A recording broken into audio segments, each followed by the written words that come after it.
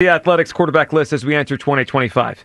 Patrick Mahomes, Joe Burrow, Josh Allen, Lamar Jackson, Matthew Stafford. Those are the 5 best quarterbacks in the league according to this ranking, and they're all tier 1. The Stafford one actually surprised me a little bit because he's older now, and he's not, at least physically, what he was. He is not what he used to be. Right. And the first thing that jumps out to me is he was all that in Detroit, but he couldn't get them over the hump. So, but if we're talking about those intangibles, then yeah, Jalen's not that. Okay, here's tier 2.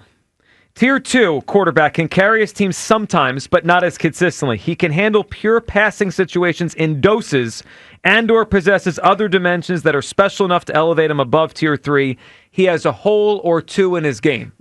Does this sound like where Jalen Hurts belongs? Yeah, and it's the irony of this list is how specifically it was worded. Mm-hmm.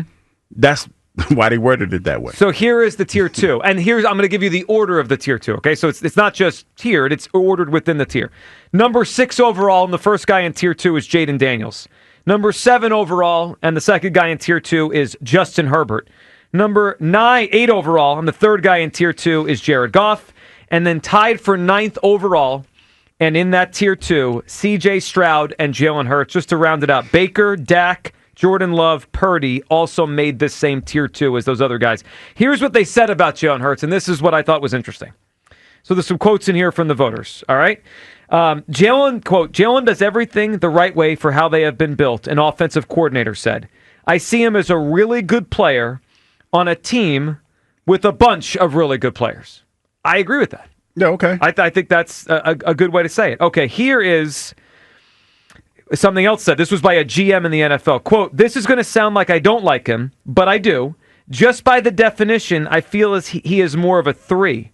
And am I on an island with that? So 11 voters put him on tier 3, the next tier down. And that would be, let me give you the definition of that quickly. Tier 3 is a legitimate starter, but needs a heavier running game and/or defensive component to win.